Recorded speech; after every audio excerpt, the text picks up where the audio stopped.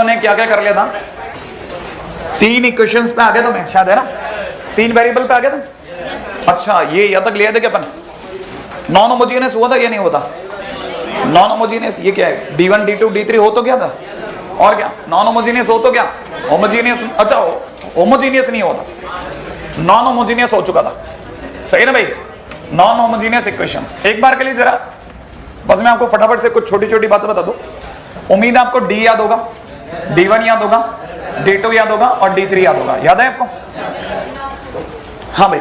अब देखिए 2-3 बातों को क्लिक करते जाएं। पहली बात आपको ये चीजें कुछ याद होनी चाहिए, देखो फिर मैं आपको अंदर की सारी बातें एकदम सरल तरीके से बता दूंगा, ठीक है ना। आप जो मैं समझा रहा हूं वो सिर्फ समझने के लिए समझा रहा हूं, बाकी आपकी सारी कहानी क्वेश्चंस लेके जाते हैं, क्वेश्चंस ही आपको सिखाते हैं, नहीं है कहानी। क्वेश्चंस कैसे सिखाते हैं, आप कोई ऐसे 5-6 क्वेश्चन कर लो जिसमें सारी कहानी मौजूद हो, बस आप उस क्वेश्चंस को याद रखो, वो आपको बाकी बची सारी कहानी मिलाते जाएंगे, और बीच की ये चीजें अगर दिलचस्प हैं तो आपको याद भी हो जाएंगी। मैंने चीज सिर्फ इंटरेस्टिंग होनी चाहिए, आपको पता चलना चाहिए अच्छा ये हो रहा था।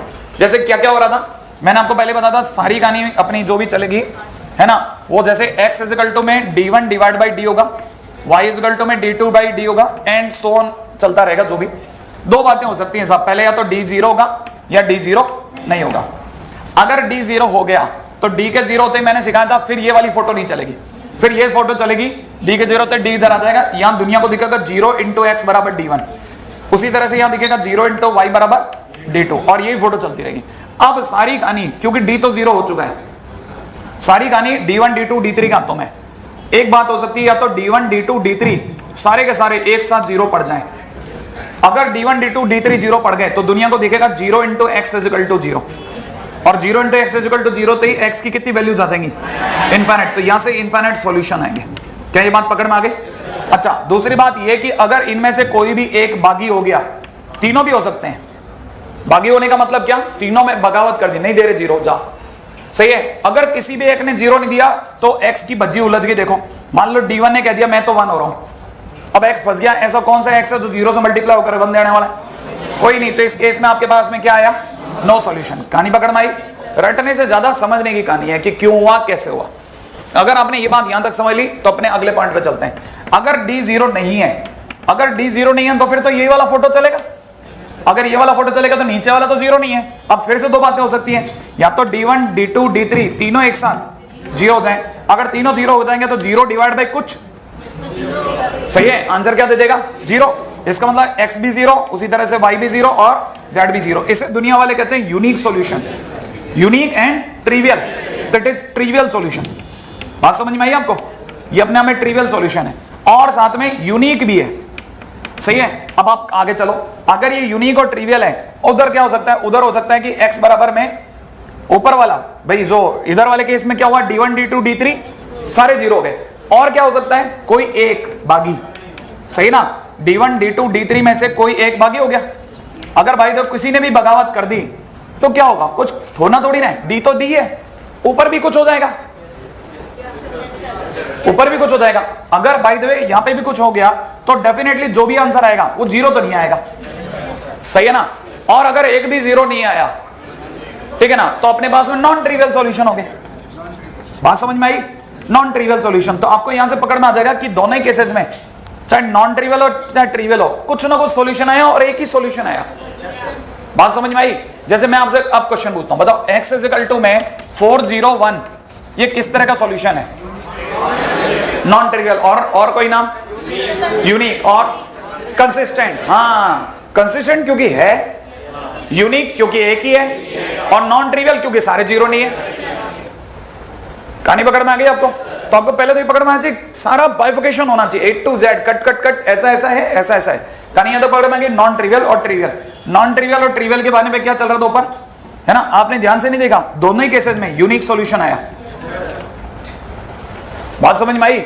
और दोनों ही केसेस में कंसिस्टेंट सॉल्यूशन आया। लेकिन यहां पे आप ये बात नहीं कर सकते, यहां पे आपको अंदर जाकर के बोलना पड़ेगा। क्यों, क्योंकि एक बार नो सॉल्यूशन आया, एक बार सॉल्यूशन आया, सही है। एक बार इनफाइनाइट सॉल्यूशन है, एक बार नो सॉल्यूशन आया। कहानी पकड़ मारी है। हाँ अब आगे चलते हैं। ये तो यहां तक की बात जो पिछली बातों से मेल खा गई, ठीक है ना, यहां तक तो मैं ले आया था आपको। अब अपन चलते हैं किस पे, होमोजेनियस इक्वेशन पे। अगर किसी ने होमोजीनियस इक्वेशन की बात करी,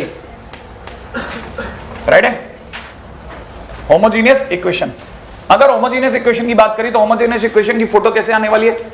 a1x प्लस में b1y प्लस में c1z इक्वल टू 0। उसी तरह से यहां हो जाएगा a2x प्लस में कितना, b2y प्लस में c2z इक्वल टू 0। उसी तरह से a3x प्लस में कितना, b3y प्लस में c3z इक्वल टू 0। ये इधर की तरफ से तीनों जीरो का आना ये बताता है कि ये कैसा है, होमोजीनियस है। खास तौर पे तीनों प्लेन भी है, लेकिन तीनों ऐसे प्लेन हैं जो ओरिजिन से गुजर रहे हैं। कैसे पता चला? क्योंकि इनके सामने एब्सोल्यूट टर्म 0 है। समझ में आ गया? इनके सामने की जो एब्सोल्यूट टर्म है वो क्या है, 0 है। तो ये अपने आप में होमोजीनियस इक्वेशंस है। ये बात आपके पकड़ में आ गई? चलो होमोजीनियस मतलब मोटी मोटी बातें तो मैं इसलिए भी बताता जा रहा हूं ताकि कोई यहां तक जानता तो आगे भी समझ ले, आगे का वर्ड भी यूज करना सीख जाए। मान लो किसी के दिमाग में नहीं आ रहा, वो समझ लेना 0 आ रहा है, होमोजीनियस है। अच्छा, इस 0 के आते हैं आपको d1 d2 d3 0 है। इस d1 d2 d3 के 0 होने की मेहरबानी सीधे d1 के लगी। आपको पता लगा पहली लाइन ही 0 0 0 चिपक गई बेचारे की। याद आया? d1 में पहले d1 d2 d3 फिर b1 c1 b2 c2 b3 c3 होता था। अब जब एक लाइन ही पूरी 0 हो जाएगी तो 0 होगा। ये बात समझ में आई? तो इसका मतलब एक बात पक्की है इस कहानी में, एक तो d1 एक d2 एक d3 फ्री में 0 है। नहीं आया? इसका मतलब ये है कि पिछले वाले केसेस में है ना, इन दो केसेस की मौत होगी बेचारों की, कोई बाकी हो ही नहीं सकता। कहानी पकड़ में आ गई? अब आपके सिर्फ सिंगल सिंगल इधर इधर के केस रह गए। इसका मतलब ये बहुत छोटा है। और मैं आपको फिर बता रहा हूं, इट इज मोर इंपॉर्टेंट। ठीक है ना? अगर मान लीजिए बात करी जाए आने वाले क्वेश्चंस की, तो इसकी प्रोबेबिलिटी 70 है, इसकी 30 है। बहुत हद तक किसी तक 60-40, इससे ज्यादा नहीं, मतलब 100% यही ज्यादा इंपॉर्टेंट है। क्यों? क्योंकि ये छोटा है। भाई सामने वाला अच्छे से जानता है कि क्रैमर रूल है ना, मतलब समझ में आ जाए, बहुत मुश्किल काम है। ठीक है? तो इसमें वो उलझाना नहीं चाहता, वो आगे कहीं और उलझाएगा आपको। एनीवे, तो ये तो हो गया। तो अब देखिए d1 d2 d3 तो 0 हो गए। अब सारी कहानी किसके हाथ में आगे, d के। अब दो बातें हो सकती थी, या तो d 0 होगा या d 0 नहीं होगा। अच्छा, अगर d 0 हो गया, अगर d 0 हो गया तो 0 इंटू एक्स बराबर सामने तो पहले से 0 बैठा है। क्या आप ये बात समझ गए? नहीं आया? कहानी पकड़ में आई आपके? क्योंकि d तो 0 अपन ने माना है, d1 d2 d3 तो सरकारी 0 है। तो इसका मतलब यह कि आपके पास में x के नाम पे कितने सॉल्यूशन आ रहे हैं? इनफाइनाइट सॉल्यूशंस आ रहे हैं। नहीं समझ में आया? अब आपके पास इनफाइनाइट सॉल्यूशन है। अब एक और बात ध्यान रखना, अभी आपको मैं ये बात भी बताऊंगा कि इनफाइनाइट सॉल्यूशन भी पूरी बात नहीं है, पूरी बात अभी एक और आगे चलते याद आएगी। देखो, या d 0 नहीं है, अगर d 0 नहीं है, या तो d 0 है या d 0 नहीं है। अगर d 0 नहीं है तो फोटो ये वाली लूंगा, x नीचे d ऊपर कुछ और, लेकिन ऊपर कुछ और हो ही नहीं सकता। d1 d2 d3 तो पहले से 0 है, तो इसका मतलब 0/d। ये तो श्योर है, क्योंकि d1 d2 d3 तो पहले से 0 है ना, तो x की वैल्यू क्या आएगी? 0। तो इसका मतलब इस केस में x बराबर y बराबर z बराबर 0 आएगा। और इसको दुनिया वाले देखते ही कह देंगे ट्रिवियल सॉल्यूशन है। क्या ये बात समझे? तो यहाँ पे इनफाइनाइट सॉल्यूशन है और यहाँ ट्रिवियल सॉल्यूशन है, माने दोनों केसेस में सॉल्यूशन तो आए। और अगर दोनों केसेस में सॉल्यूशन है तो इसलिए कहते हैं it is always consistent. It is always, हाँ, क्योंकि होमोजीनियस का 100% आंसर आता है, ये हमेशा कंसिस्टेंट होता है। क्या आप ये बात पकड़ गए? इट इज ऑलवेज कंसिस्टेंट, इसे कोई रोक ही नहीं सकता। कंसिस्टेंट माने आंसर तो देगा ही देगा, या तो इनफाइनाइट देगा या, है ना। अच्छा, अब एक और बात बताता हूं, अगर सोचा था ये इनफाइनाइट सॉल्यूशन रख रहा है, हाँ या ना? अच्छा, अगर ये इनफाइनाइट सॉल्यूशन रख रहा है तो एक बच्चे के दिमाग में एक छोटी बात और आ सकती है। क्या आ सकती है? उसके दिमाग में आ सकती है, सर इनफाइनाइट सॉल्यूशन में तो 0 0 0 भी शामिल होगा ना। अरे जब सारे सॉल्यूशन आ गए, इनफाइनाइट के इनफाइनाइट सारे सॉल्यूशन आ रहे हैं, तो उसमें 0 0 0 भी तो शामिल है। तो सर दो बार नहीं हो रहा है 0 0 0? नहीं, यही खतरनाक बात है। ये परफेक्टली इसका होता है। हम उस केस के अंदर फिर 0 0 0 0 को कंसीडर ही नहीं करते। ये और दूसरी बात है जो आपको ध्यान रखनी है। बात समझ में आई आपको? तो ये अगर ट्रिवियल है तो ये नॉन ट्रिवियल में गिना जाता है।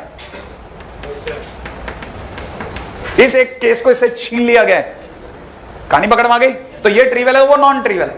अच्छा, ये अगर ट्रिवियल है तो वो नॉन ट्रिवियल है। सही है? अब एक और बात ध्यान रखना, नॉन ट्रिवियल है माने सारे, देखो x 0 हो सकता है, y 0 हो सकता है, लेकिन z को 0 नहीं होने देंगे। फिर नहीं समझ में आया? कहानी पकड़ में आई? क्योंकि नॉन ट्रिवियल है। ट्रिवियल होता तो तीनों 0 है, और कोई भी एक 0 होने से मना कर देता हो, दैट इज नॉन ट्रिवियल। तो इसे बोलते हैं, कुछ लोग क्वेश्चन देते टाइम पे ये नहीं बोलते, वो कहते हैं when X Y Z, word का चुनाव बहुत शानदार है, when X comma Y comma Z not all zero. हाँ, जब जैसे ही वो ये बोलेगा ना, आपको समझ में आ जाना चाहिए आप डी है ना, डी इक्वल टू जीरो पे खड़े हो। अच्छा, मान लो अभी कोई अपने बीच में ऐसा बच्चा है जो बिल्कुल अपने भी लेवल का है, ठीक है, जिसे कुछ पकड़ ही नहीं आता, ठीक है ना, और जिसे पता ही नहीं है कौन होमोजीनियस कौन नॉन होमोजीनियस, वो इतनी सी बात जरूर समझ लेना, अपना तुक्का तो जरूर लगा देना। 85% क्वेश्चन के अंदर डी इक्वल टू जीरो लगता है भाई, तो कुछ ना कर सके तो डी इक्वल टू जीरो तो करिए ना, क्या मालूम तेरी लक काम कर जाए, क्योंकि डिटरमिनेंट तो खोलना आता ही होगा, इतना तो गरीब से गरीब आदमी को भी आता है भाई, नहीं है डिटरमिनेंट तो खोल ही लेते हैं, डी इक्वल टू जीरो लगा देना, ठीक है ना, मतलब अपन तो अति गरीब की मतलब बीबीपीएल के ऊपर चल रहे हैं, राइट है। हाँ, तो अपन इसके बाद की बात करते हैं, अब चलें वापस नेक्स्ट पॉइंट पे आते हैं, रेडी, यहां तक की कहानी हो गई, ठीक है। अच्छा, होमोजीनियस नॉन होमोजीनियस भी हो गया, अब बिल्कुल टाइम वेस्ट करे बगैर एक एक करके क्वेश्चन पे अटैक करते हैं, राइट है। क्वेश्चन ही सिखाएगा, मैं फिर बोल रहा हूं ये भगवान है, ठीक है, और अपनी पूरी कोशिश होगी तो सिर्फ उतने ही क्वेश्चन और एग्जैक्टली उतने ही क्वेश्चन करे जाएं जितने भी अपना काम निकल जाए, हर तरह का, ठीक है।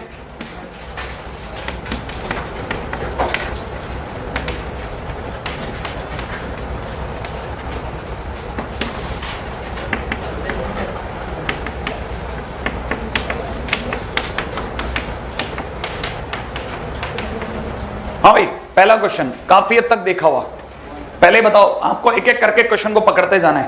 पहली चीज समझो भाई मेरे को, first thing first, homogeneous non homogeneous, homogeneous, याद है ना, कितने केसेस वाला, 2 केसेस या 4 केसेस, 2 केस वाला, सही है, मोर इंपॉर्टेंट है ना भाई, तो ये होमोजीनियस इक्वेशन है। दूसरी बात, इसमें कीवर्ड ये रहा, ये कीवर्ड है, दिख रहा है आपको, ये कीवर्ड है, क्योंकि आप इसी से पहचानोगे कि आपको किधर जाना है, सारे जीरो नहीं है, इसका मतलब डी इक्वल टू जीरो, सही ना भाई, इसका मतलब डी इक्वल टू जीरो, कहानी पकड़ में आई, डी इक्वल टू जीरो, तो इसके डी पे अटैक मारो, A11, सोचो A11, अगला बोलो, अगला बोलो, और that is equal to zero.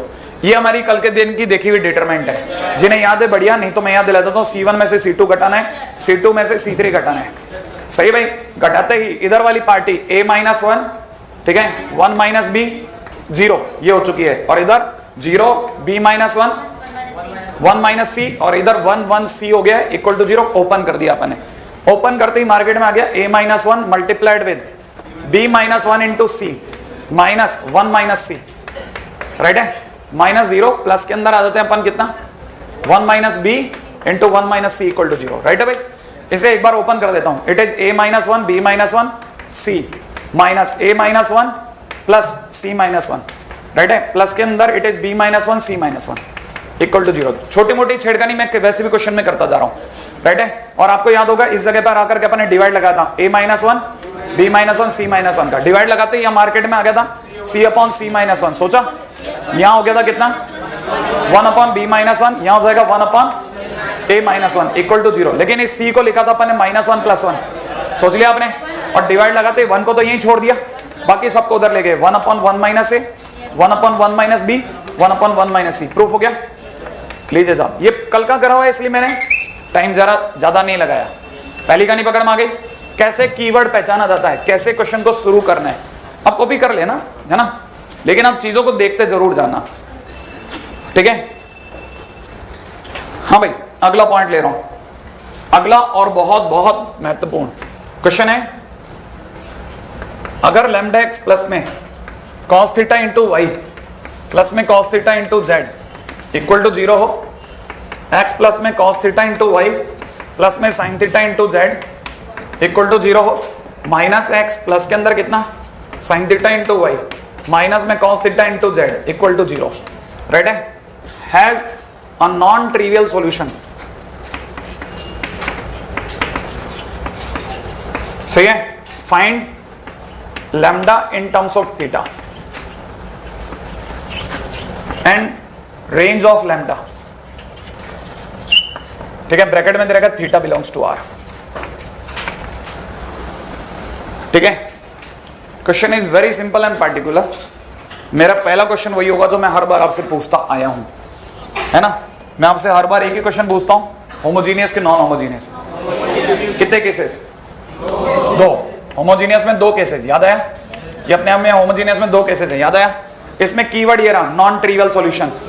ये कीवर्ड है, देख लिया आपने? ये कीवर्ड, अगर ये कीवर्ड है तो इसका मतलब समझो, इसका मतलब नॉन ट्रिवियल उधर वाला, ट्रिवियल वाला तो इधर था। क्या लू? d equal to 0, d not equal to 0, तो d इक्वल टू 0 ले लिया, राइट है? इसने अपने को बताया कि d इक्वल टू 0 लेना है। d के 0 लेते ही आपको पता होना चाहिए, आप लिख रहे हो लैम्डा cos थीटा, सही है? और यहां लिख रहे हो 1 cos थीटा sin थीटा, यहां लिख रहे हो -1 sin theta cos theta equal to 0, sure? Minus cos theta equal to 0, sure? अब लैम्डा की साइड से खोल रहा हूं बिना किसी परेशानी के, आप में से जो फास्ट दौड़ सकता है, minus cos square theta minus sin square theta, देख रहे हैं? माइनस में cos स्क्वायर थीटा माइनस में sin स्क्वायर थीटा, राइट है? अच्छा, माइनस cos थीटा, ये यहां से खोल रहा हूं, minus cos theta plus sin theta, very good, plus का sin थीटा है ना भाई? अच्छा, प्लस के अंदर cos थीटा, ब्रैकेट में कितना? sin theta plus cos theta, पक्का है ना भाई? अब मैं आपको बता दूं, ये एक है माइनस का, तो ये हमारे लिए कितना दे गया? माइनस लैम्डा, ये दे गया माइनस लैम्डा। अच्छा, ये minus cos theta minus sin theta मिलकर के minus sin theta cos theta, और ये प्लस का sin थीटा cos थीटा, दोनों कट गया। मार्केट में रह गया cos square theta plus cos square theta, तो ये रह गया प्लस में 2 cos square theta equal to 0। आप में से कोई बताएगा कि लैम्डा की वैल्यू कितनी आई? हाँ, लैम्डा की वैल्यू बोल दो ना। लैम्डा इज इक्वल टू कितना आया? 2 cos स्क्वायर थीटा। आप जरा क्वेश्चन पढ़ेंगे, क्या लिखा था इसने? क्या कहा था? फाइंड लैम्डा, क्या थीटा की टर्म्स में आ गया? और आगे क्या बोलता है? Range of lambda. कोई बताएगा 2 cos स्क्वायर थीटा की रेंज? 0 से 2, क्योंकि cos स्क्वायर थीटा की 0 से 1, तो 2 cos स्क्वायर थीटा की 0 से 2। पहला क्वेश्चन डन हो गया। ये कहानी पकड़ में आ गई है ना? एक काम डन। अच्छा, ये तो आपका पहले का करा हुआ है, इसलिए मैंने इसको हटा लिया है, ठीक है? हाँ भाई, इसी का सेकंड पार्ट, इसी क्वेश्चन का सेकंड पार्ट, उसी क्वेश्चन का सेकंड पार्ट इधर कर रहा हूं। Solve system for lambda equal to 1, ठीक है ना? ब्रैकेट में दे रखा theta belongs to first quadrant,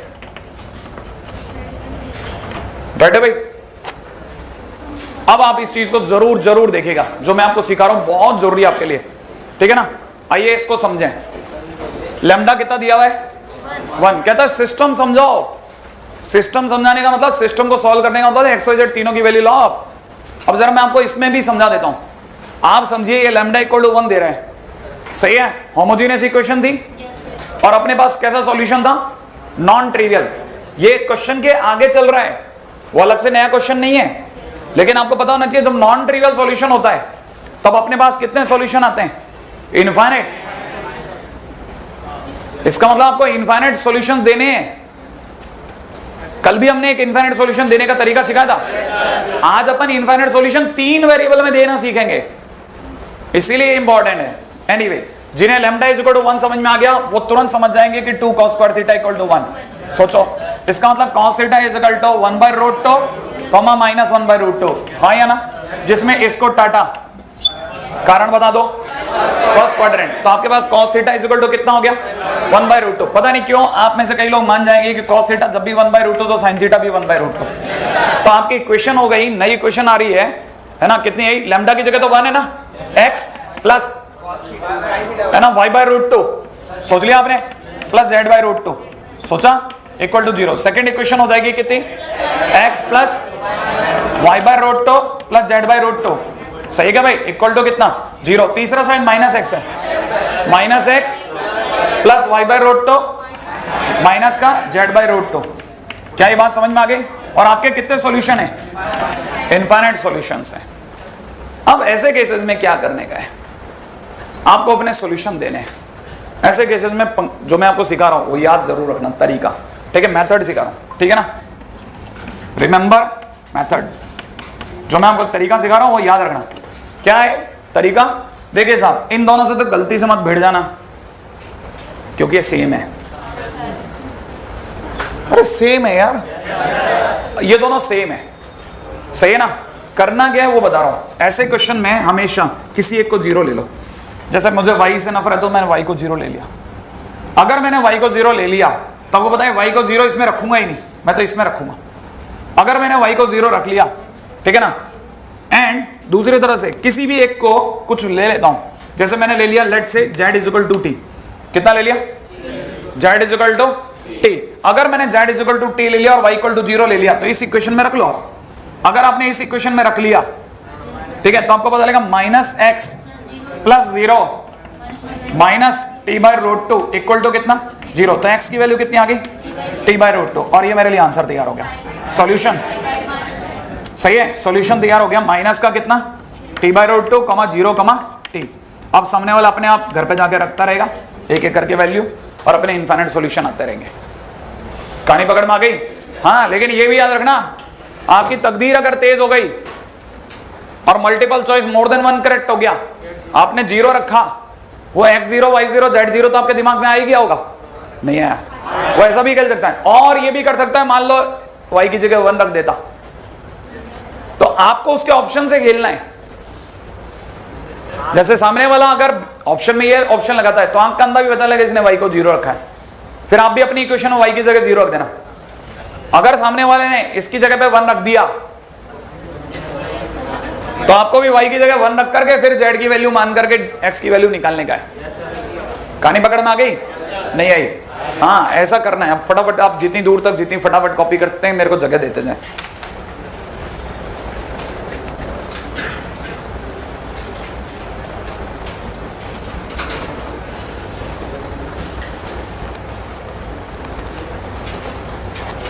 ये बीच वाला तो हो गया ना, ये यहां तक तो हो ही गया होगा, ये सब तो अपना पुराना भी है।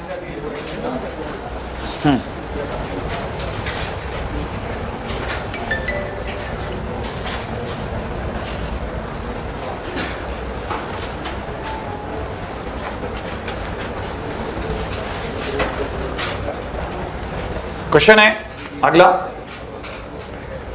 Find value of P and Q, ठीक है ना, find value of P and Q such that system has, first question है यूनिक सॉल्यूशन, ठीक है ना, सेकंड है infinite solution, and third is no solution, ठीक है ना। और यहां दे रखा है 2x प्लस में py plus 6z is equal to 8 पहला, और यहां दे रखा है x प्लस में कितना 2y प्लस में qz इज इक्वल टू 5, और यहां दे रखा है x प्लस में y plus 3z is equal to 4। Right है, ये क्वेश्चन है। अब मैं आपके सामने एक काम मैं कर रहा हूं, ठीक है, बाकी अपन अलग अलग डिपार्टमेंट में बांट देंगे, इससे आपको क्वेश्चन की हीट तुरंत समझ में आ जाएगी, ठीक है ना।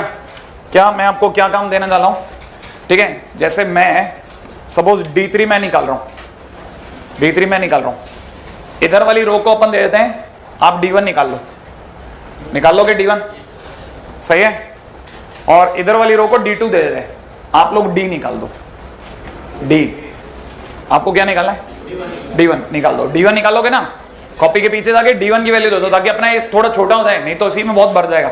D3 मैं निकाल रहा हूं, मैं अकेला चौथी रो हूं, ठीक है। हाँ, जैसे D3 कैसे निकालते हैं, इससे कई लोगों को पता चलेगा, अच्छा D3 कैसे निकालते हैं, देख लो भाई।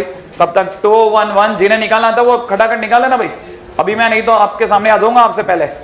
8 5 4, राइट है, ये कितना निकल गया, 2 टाइम्स 8 में से 5 गया 3, माइनस का P ब्रैकेट के अंदर कितना 4 में से 5 गया -1, और प्लस के 8 ब्रैकेट के अंदर कितना रह गया -1, सही है, कितना रह गया फाइनली P -2। लो साहब, P -2 मेरा आंसर आ चुका है। मैंने D3 निकाल लिया, अपना उधर से क्या D1 निकालना था ना, D1 निकाल लिया, देखा नहीं निकलेगा आपसे, D1 नहीं निकलेगा टाइम से।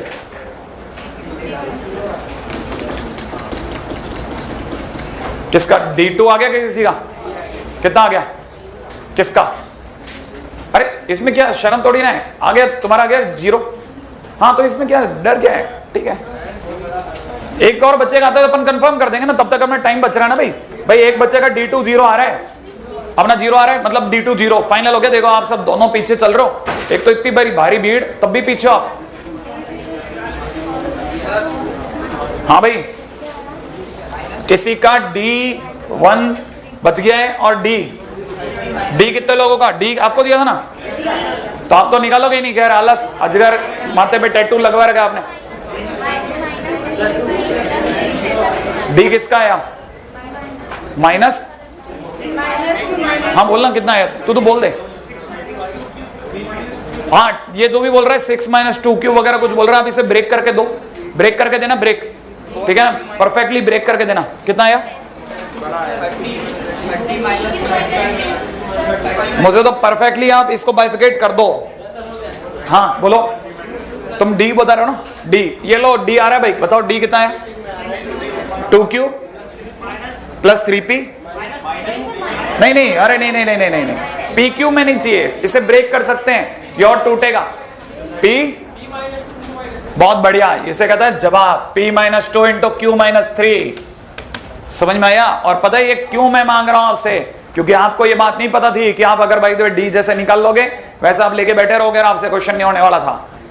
सही है ना? आप में से कई लोग तो इसे ब्रेक ही नहीं करते, कई तो खैर पहुंचते ही नहीं, ठीक है। हाँ जो पहुंचते हैं वो यहाँ पे लटक जाते हैं। अभी भी आपके पास चॉइस है, इधर क्या निकालने को दिया था? D1, D1 ऐसे ब्रेक हो जाएगा। सोचो कहीं ऐसा ना हो इधर वाले लोग D1 बताते हैं। आया किसी का? कितना? नहीं नहीं नहीं, और सोचो, D1 4q - 15 इंटू p - 2, पक्का है ना बेटा? मैं इसके नाम से लिख रहा हूं भाई, p - 2 इंटू 4q - 15, और ये एग्जैक्ट निकलेगा, पक्का बता रहा हूं मैं आपको। देख लिया आपने? देखो पहली लड़ाई, ठीक है। सबसे पहले तो D1 D2 D3 D4, इसीलिए क्वेश्चन कम दिया जाता है क्योंकि बच्चा तो इसी में उलझ जाता है। क्या एनीवे आ गया सामने से, अब क्या करना है? पहला क्वेश्चन में आता हूं, आप ही समझाना भाई। क्वेश्चन वाला बोल रहा है यूनिक सॉल्यूशन, दौड़ के दिमाग की तह तक पहुंचिए। आपको याद होना चाहिए हमारे पास आज ही हमने नॉन होमोजेनियस से शुरुआत करी थी, सही है। हमारे पास कुल मिलाकर के 3 ही तरह के क्वेश्चन के आंसर आते हैं, या तो यूनिक सॉल्यूशन, या इनफाइनाइट सॉल्यूशन, या नो सॉल्यूशन। नहीं आया? अब आप दिमाग ये लड़ा के बताओ कि यूनिक सॉल्यूशन किस साइड आया था? डी नॉट इक्वल टू 0 पर, इस साइड में। आपको याद आना चाहिए कि हमारे पूरे केसेस में 2 केस चल रहे थे, इधर d इक्वल टू 0 चल रहा था, इधर d नॉट इक्वल टू 0 चल रहा था। इस केस में ट्रिवियल आया था और इस केस में नॉन ट्रिवियल आया था। d इक्वल टू 0 वाले केसेस में 2 तरह के आंसर आए थे। कौन कौन से 2 तरह के आंसर आए थे? एक तो इनफाइनाइट सॉल्यूशन और एक तरफ नो सॉल्यूशन। याद आया आपको?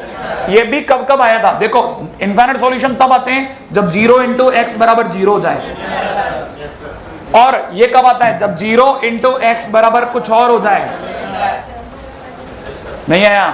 अब इस पे आ जाता हूं, राइट है। पहला क्वेश्चन का आंसर आते हैं यूनिक सॉल्यूशन।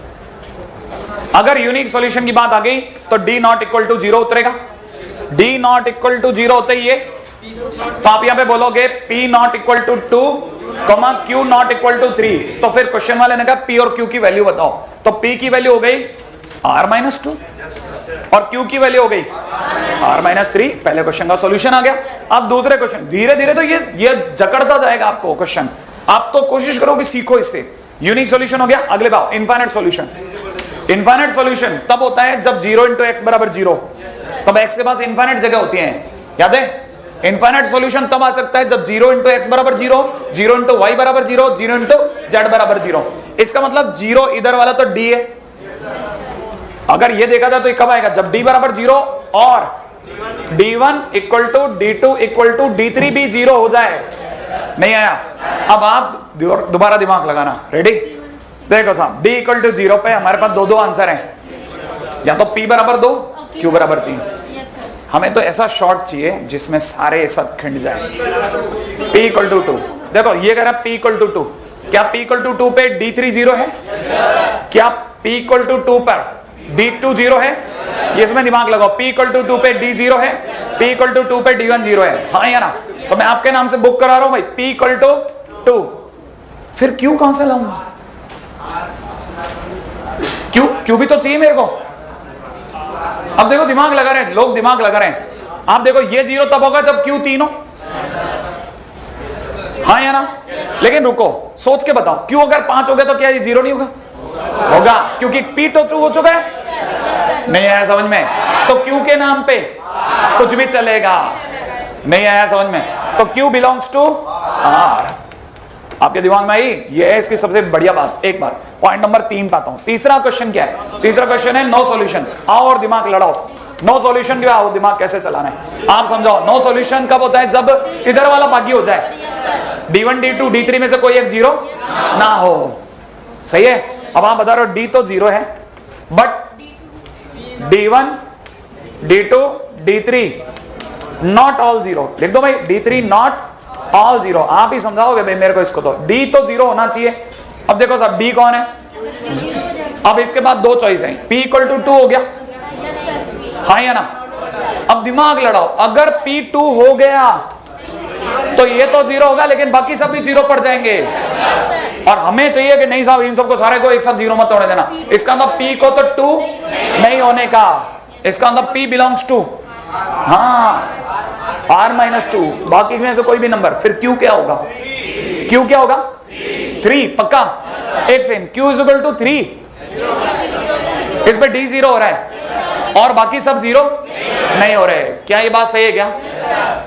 थोड़ा दिमाग का क्वेश्चन है, तो हो सके तो यहां ना समझ में आए तो Q के लिए है ना, Q इज इक्वल टू 3। घर पे जाकर के एक बार और पढ़ना जरूर, ये क्वेश्चन बहुत काम का है।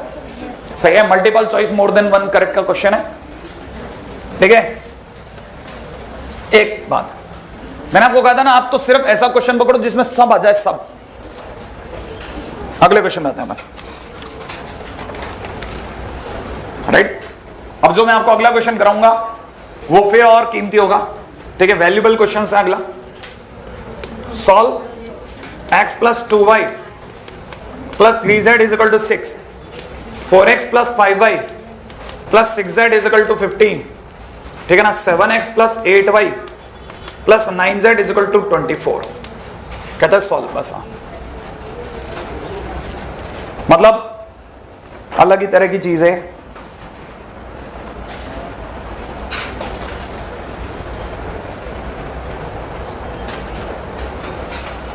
आप में से जो थोड़ा भी दिमाग वाला बच्चा होगा उसको तो ये लास्ट तक पहुंचते पहुंचते तो अलग ही लेवल पे ले जाएगा ये। बाकी टाइम पे नहीं, बाकी टाइम पे तो सिंपल क्वेश्चन है, लास्ट तक पहुंचते पहुंचते कहीं और पहुंचा देगा ये। आ जाओ इस पे भी बात करें फटाफट से। करें बात? आइए, किसी ने इसमें बड़ी इंटरेस्टिंग चीज नोटिस कर ली? नहीं, डी तो है ही, कोई चीज है जो बड़ी इंटरेस्टिंग है। हाँ, डी भी इंटरेस्टिंग है इसका बड़ा, पता है आपको? 1 2 3 4 5 6 और एपी में होते ही 0, चेक करने की जरूरत ही नहीं है। क्यों? क्योंकि आप इसमें से ये घटाओ 1 1 1, इसमें से ये घटाओ 1 1 1 आ जाएगा। नहीं है? सही है? आप जैसे घटाओगे आपको 2 रोज से ही मिल जाएंगी थोड़ी देर बाद। नहीं, अभी भी नहीं पकड़ना है, आ जाएगा ना? हाँ, आप घटाओ तो सही, आपको दिख जाएगा। घटाओ तो सही, फिर दिखेगा। बिना घटाए थोड़ी दिखता है ना? एक ही टाइम पे एक साथ काम करना है। D equal to 0। अब जरा मेरे साथ एक और काम करो।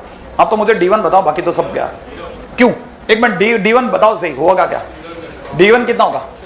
हाँ, 6 15 24। आगे बोलो अब। 2 3 5 6 8 9। राइट है भाई? अच्छा, एक क्या करें? मेरे हिसाब से इसको 3 से गुणा करके उधर मेले से घटा दो आप। अरे मेरी बात तो सुन लो एक बार, आपकी बात तो सुन ली मैंने, मेरी भी तो सुन लो। मैं कह रहा हूं इसकी 3 से गुणा करके उसमें से घटा दो। बात समझ में आ गई आपको? मैं तो एक ही लाइन में बात खत्म कर गया। आपको पता नहीं है D1 बराबर D2 बराबर D3 बराबर भी 0 आ जाएगा? अभी भी नहीं आया। इसी तरह से आपको पता लगा ये हो गया। अब आप दिमाग लगाओ कि अगर भाई तो ऐसा हो गया कि D1 D2 D3 भी 0 हो गए, तो इसका मतलब ये कि D0 होते हैं। आपने दिमाग लगाया, सर ने कहा था D0, तब ऐसा लिखना है बेटा तेरे को। और D1 D2 D3 भी 0 है, इसका मतलब ये भी 0 इंटू वाई बराबर 0, 0 इंटू जेड बराबर 0। इसका मतलब क्या समझो? कितने सॉल्यूशन? इनफाइनाइट सॉल्यूशन आ रहे भाई। और ये सामने वाला कह रहा है सॉल्व कर, मैंने एक्स वाई जेड देके जा। और मैं इनफाइनाइट सॉल्यूशन में कैसे देके जाऊं? तो एक बच्चे के दिमाग में सर अपन वाई बराबर 0 रखते हैं। मैंने कहा नहीं, वाई बराबर 0 कब रखना है? वो तब रखना है जब होमोजीनियस हो। अच्छा, ये भी चक्कर है। हाँ, होमोजीनियस तो वाई बराबर 0। फिर इसमें क्या है? मैंने यही तो कमाल है। ठीक है ना? यही तो बुक वाले थोड़ी ना बोलते हैं कि होमोजीनियस होने पे टी रखना, इस पे टी नहीं रखना। ठीक है? क्या करना वो सिखाता हूं। देखो, अगर कभी भी as system is non homogeneous ठीक है, नॉन होमोजीनियस। तो करना क्या है, इस जगह पर किसी भी एक जने को टी पटक दो, किसी भी एक को, राइट है, किसी भी एक जने को टी पटक देते हैं अपन, ठीक है। जैसे मैंने किसको पटक दिया, जेड को टी ले लेता हूं, राइट है, जेड को टी ले लिया, let Z is equal to T. अब बड़े ध्यान से सुना, जेड को टी लेती, पहली क्वेश्चन हो गई x प्लस वाई बराबर 6 माइनस 3t, खटाखट सोचना है, राइट है। और हाँ 2y, हाँ, और इधर हो जाएगा कितना 4x प्लस में 5y इज इक्वल टू कितना 15 माइनस 60, श्योर है। अब एक काम करो, उसको 2 से मल्टीप्लाई, 4 से कर दो मल्टीप्लाई, सही है। 4 से मल्टीप्लाई करते कितना हो जाएगा 4x plus 8y is equal to 24 minus कितना 12t, सोच लिया आपने। तब तक इसको कॉपी करो, 4x प्लस में कितना 5y is equal to 15 minus 60, सोच लिया। खटाखट घटाना चालू करो, घटाओ घटाओ घटाओ प्लस करो, सही है भाई। मार्केट से उठ गया, 3y बराबर कितना रह गया 8 नहीं 9, सही है भाई। और माइनस का 60, इसका बोले तो y का वैल्यू कितना आ गया 3 माइनस 2t आ गया। अब आ गया इसमें y की वैल्यू आ गई, लेकिन x कहां से आएगा, और y उठा करके इसमें रख दे, नहीं ऊपर वाले में रख दे, तो आपके पास x की वैल्यू आ जाएगी कितनी 6 minus 3t minus 2y, 2y माने 3 माइनस 2t। घटाने वाले खटाखट मेरे साथ घटा लेना, एक तो 0 मार्केट में रह गया, माइनस का 3t प्लस का 4t बोले तो t, x की वैल्यू कितनी आ गई t। फाइनली इस पूरी घटनाक्रम से हमारे पास में x y z के नाम पे क्या पधारा, कितना t 3 माइनस 2t, t। क्या भी बात समझ गए। मैंने कहा था देखो पहली चीज तो ये इसका सॉल्यूशन ही चमकाएगा कि अच्छा ऐसे करना है, नंबर 1। लेकिन ये सॉल्यूशन होने के बाद में मैं आपको अगली बात बताता हूं। अब किसी बच्चे के दिमाग में, मैंने कहा ना आखिरी पॉइंट तो पहुंचते एक अच्छे स्टूडेंट के लिए क्या है, आंसर तो निकल ही गया। अच्छे स्टूडेंट के लिए ये है कि आप इस डायग्राम को देखिएगा, देख रहे हैं आप पहचानिए। कितने लोगों को फील आ गई ये डायग्राम किसका है, कॉपी का, हाँ या ना।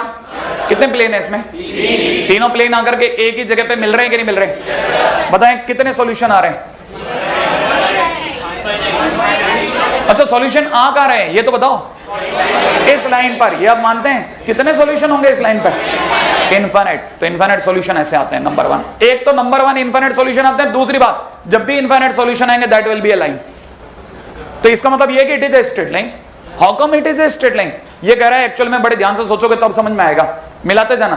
लाइन की इक्वेशन बोल रहा हूं, x by 1 y minus 3 divide by minus 2 is equal to z by 1 is equal to t। सोचो, जिनको स्ट्रेट लाइन 3D में याद है वो लाइन के इक्वेशन भी ले जाओ, सोच लिया। तो कई बार अपने ऑप्शंस में ये ऑप्शन भी हो सकता है,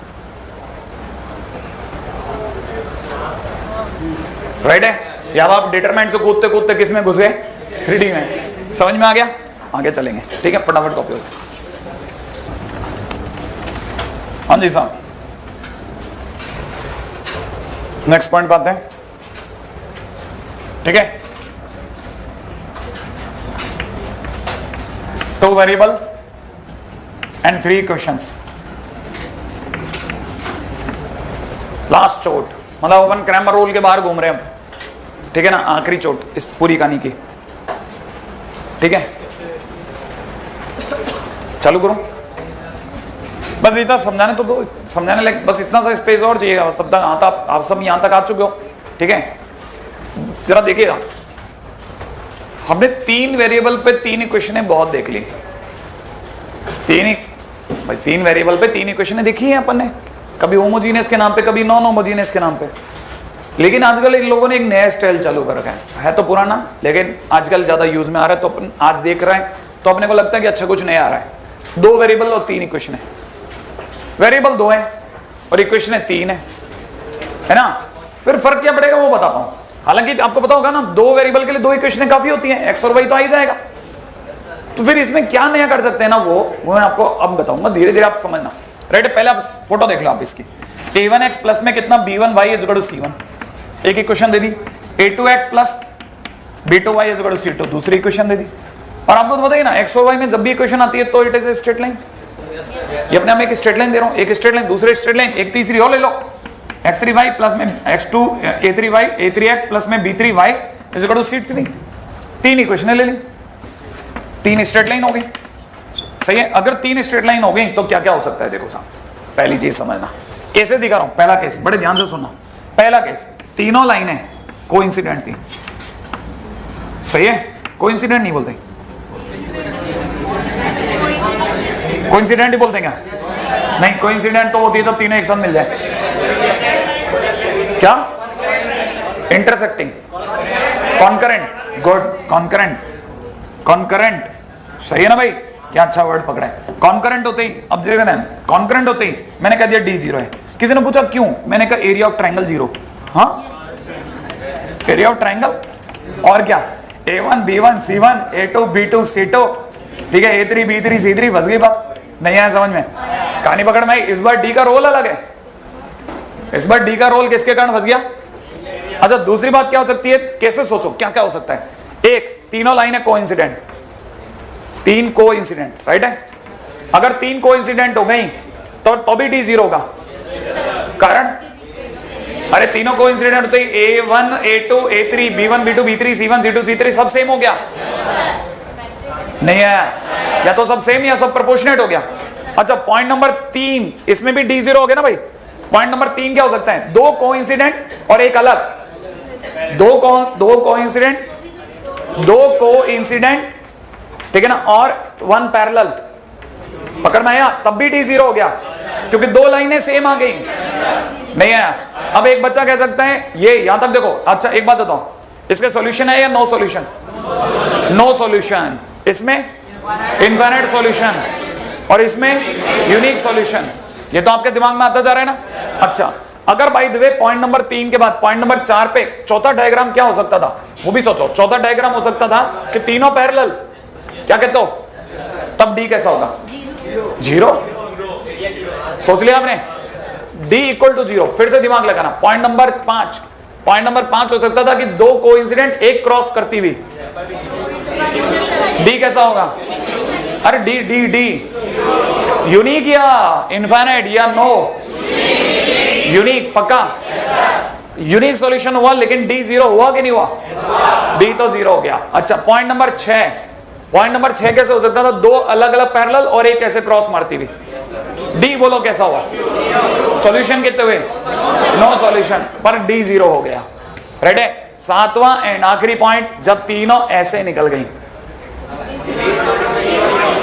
D not equal to zero. माने सिर्फ एक ही केस है जब डी जीरो नहीं हुआ, और उस केस में सॉल्यूशन भी कैसा आया? नो सॉल्यूशन आया। तो कुल मिलाकर के हमारे पास 7 इसके अलग अलग केसेस हो सकते हैं, ठीक है ना?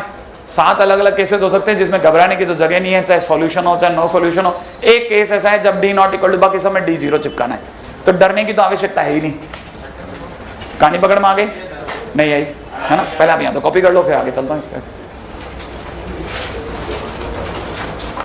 कंसिस्टेंट किस किस केस में? Consistent consistent consistent consistent consistent consistent consistent होगा, है ना? तो कुल मिलाकर के अगर देखा जाए, कोई भी अगर पूछेगा कंसिस्टेंट तो डी इक्वल टू जीरो तो पक्का है। इनकंसिस्टेंट में एक केस है जो लफड़े वाला है, नहीं आया समझ में? अब आपसे कभी वो ये नहीं पूछेगा यूनिक सॉल्यूशन इनफाइनाइट सॉल्यूशन, कभी नहीं पूछेगा, कभी नहीं पूछ सकता, क्योंकि इनफाइनाइट सॉल्यूशन भी दो केसेस में,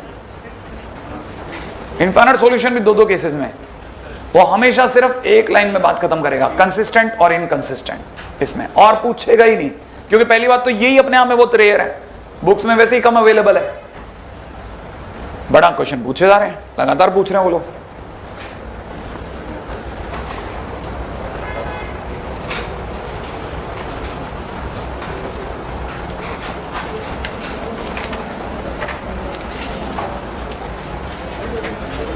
हाँ भाई आइए,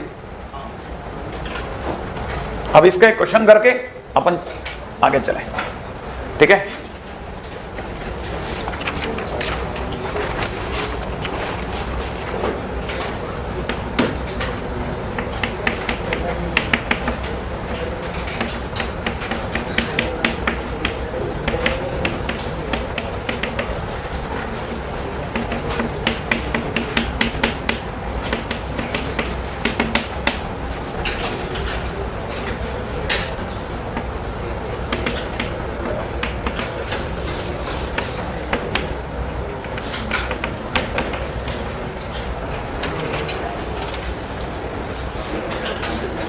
हाँ भाई आ जाए, बात करें इस पे। कितने वेरिएबल हैं? 2 वेरिएबल दिख रहा है आपको? वेरिएबल तो 2 ही है ना, एक्स और वाई, और इक्वेशन 3 है। इस केस में अगले ने बोला है कंसिस्टेंट, और मैंने अभी बताया था कंसिस्टेंट के केस में तो 100% D0 होगा, और वैसे भी मैंने बता रखा है आपको, आंखें बंद करके आधे से अधिक केस में तो D0 चिपकाना ही है, ठीक है। तो D0 है, D के 0 होते ही आप बता दीजिए क्या लिखना है, 1 1 1, वेरी गुड। आगे क्या, m-1 3m-7 और कितना 5 -5 या 5 होगा, हाँ, क्योंकि अगर आपने उधर वाले 1 को 1 लिया है तो फिर 5 को भी उधर ले जाके 5 लिखाओ, नहीं है। और दूसरी तरह से कितना, m-2 2m-5 और 0। बस मेरे दिमाग में एक ही बात है, मैं एक ही ऑपरेशन लगवाने पे यकीन करूंगा, R2 पर। मैं कह रहा हूं R2 में से हम लोग 5 टाइम R1 घटा रहे हैं, इससे क्या होगा मैं बताता हूं। 1 1 1 को कुछ नहीं बिगड़ेगा, लेकिन m-6 हो जाएगा, 3m-12 हो जाएगा, राइट है, लेकिन ये 0 हो जाएगा। तब तक आप इसको खोलिएगा, m-2 ब्रैकेट के अंदर कितना 2m-5 और ये 0 इक्वल टू 0 हो चुका है। क्या ये बात पकड़ में आ गई? कुल मिलाकर के आपको बदला, आपका डेल्टा तो 0 आ रहा है, सॉल्व कर लेंगे, क्वाड्रेटिक तैयार है, देख लीजिएगा, बढ़िया क्वाड्रेटिक तैयार होगी, बढ़िया क्वाड्रेटिक। सॉल्व करने के बाद में मैं थोड़ा आपका टाइम बचा लेता हूं, ठीक है ना। शायद m=3 और m=-2 आएगा, सही है, m=-2 है ना, मेरे को याद नहीं है, तो मैं इसलिए क्या कर रहा हूं, आपके लिए काम छोड़ देता हूं। क्या छोड़ रहा हूं, बड़े ध्यान से सुनना। m की जगह 3 रख के देख लेते हैं हम में से कुछ लोग। m की जगह 3 रखते ही 1, m की जगह 3 रखते ही 1 और ये 0 नहीं है, 1 1 0 दिमाग में रखना। m की जगह 3 रखते ही -3, m की जगह 3 रखते ही -3 और 0, -3 0, -3 को मिलते 1 1 0, नीचे भी 1 1 0 0 हो गया, नहीं है। इसका मतलब m=3 अपन सही सोच रहे हैं। दूसरा m की जगह -2 ट्राई करते हैं, m की जगह -2 ट्राई करते ही -8, हाँ या ना, m की जगह -2 ट्राई करते ही -18, तो अपन लिख लिया इसको कितना, -8 -18। आगे बोलो, m की जगह 2 रखते ही -4, आगे बोलो m की जगह -2 रखते ही -9, हो गया भाई, सेटल, नहीं है, दोनों इक्वल आ रही है। इसका मतलब अपन सही सोच रहे हैं, बिल्कुल सही याद है मेरे को, है ना। तो m की जगह 3 और m की जगह -2 आ गया। अब बात उठी कि आगे क्या करना है। अब गलती से भी m के दोनों वैल्यूज को हाँ मत भर देना, सही है ना, हाँ। अब आपको किसी वैल्यू को, एक को पकड़ना है और एक को रोकने का है, सही है ना।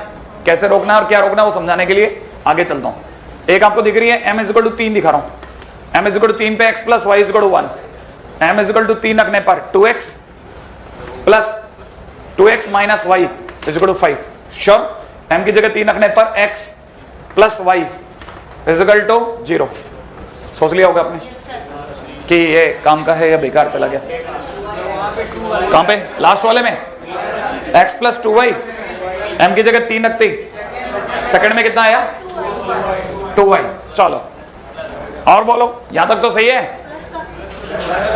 प्लस का 2y, और बोलो सही है।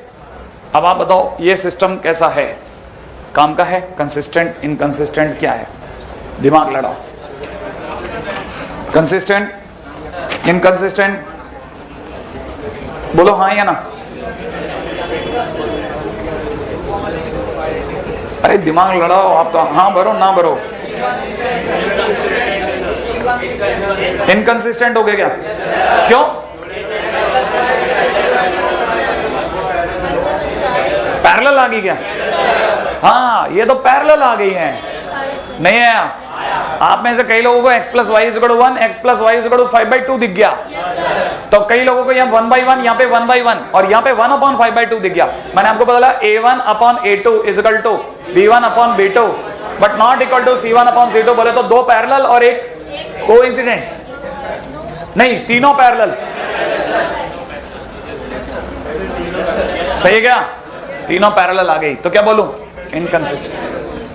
इनकंसिस्टेंट सही है ना भाई, ये तो इनकंसिस्टेंट निकल गया, मतलब कंसिस्टेंट के नाम से आया लेकिन बाहर आके पकड़ा गया, सही, क्योंकि हमारे तो सारे D0 है, हमारा तो एक को छोड़ के बाकी सबका D0 होता, हम तो D = 0 लगा के दांव खेलते हैं, हमारे को क्या पता सही बैठेगा गलत बैठेगा, तो लास्ट में जाके चेक करना, और m=-2 सही निकल जाएगा, आप चेक कर लेना, ठीक है।